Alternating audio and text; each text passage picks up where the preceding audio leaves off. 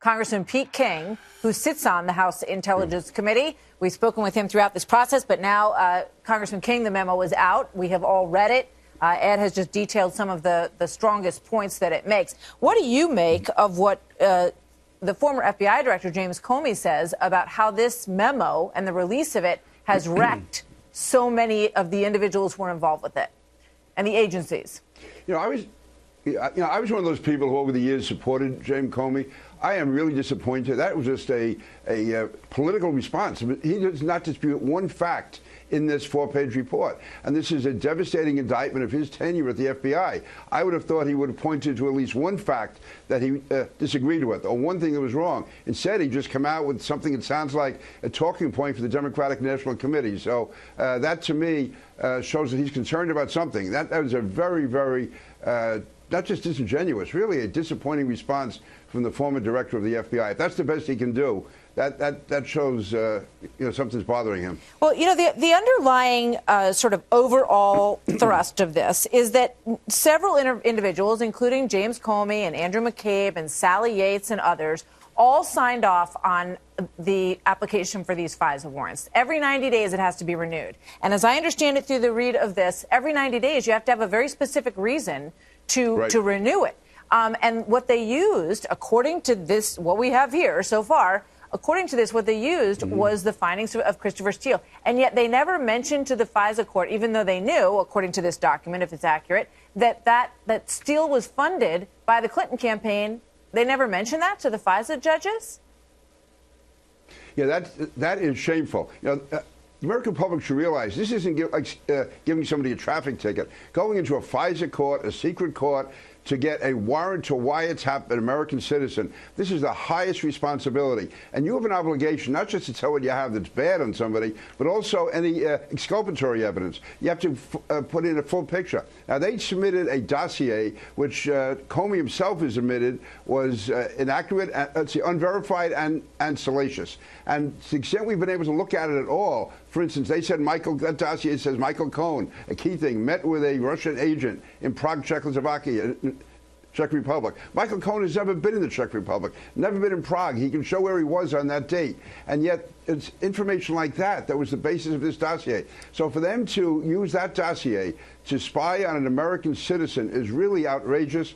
And it shows a mindset that was there, whether it was groupthink, whether it was echo chamber logic or whatever. The fact is they did not do the right thing. Well, let me ask you this, because Senator Goodlatte of the House Judiciary Committee, he used the word conspiracy when he talked about his reaction to reading this. That's a crime.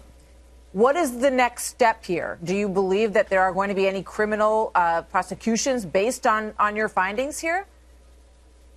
Well, I think now that these findings are out, there should be public hearings. I would think the Judiciary Committee should certainly hold hearings. I think that Rod Rosenstein should be required to explain why he extended the FISA application, why he signed off on that. I think it's important that all this come out now as to why this was done. What do they know? When do they know it? That's a key issue here. And how could they have gone into a secret court, a FISA court, knowing how weak and really how potentially false this evidence was? Let me ask you something about the FISA court, though, because they apparently did not push for more information on Christopher Steele. They didn't say, well, who's paying this person? Where is he getting his information? Does that strike you as odd at all, that they seem to be so willing to sign off on it without getting more information on where he was coming from or who was paying him? Yeah, not having seen everything, I can't comment on that other than to say that it is unusual, and it also could show a level of trust between the Justice Department and the court. The fact that all these high-ranking people signed off on this dossier, they must have assumed from that the FBI and the Justice Department had looked into it and had reason to believe, very good reason to believe that it was accurate and that it had something to say. And also, again, remember, this is, as far as I know, the first ever federal investigation of a presidential campaign being carried on while the campaign was ongoing. Right. And to do that based on this flimsy evidence is really, this is a dangerous precedent that was set here, very dangerous. One last question for you. Some Democrats on the Intel Sure. Committee are pushing back, which is to be expected. They did not want this to be out. They've got their own memo, and that's going through its own process. So we're going to, of course, report on that when that comes out. But they claim that the assertion made about Andrew McCabe in here, that essentially he testified in December of 2017 that no surveillance warrant would have been sought by Fisa at the Fisa court without the Steele dossier information. That assertion says that this was essential, that this was the spine of their application. They're saying that that is not what he testified in that room. You were in that room. What did you hear?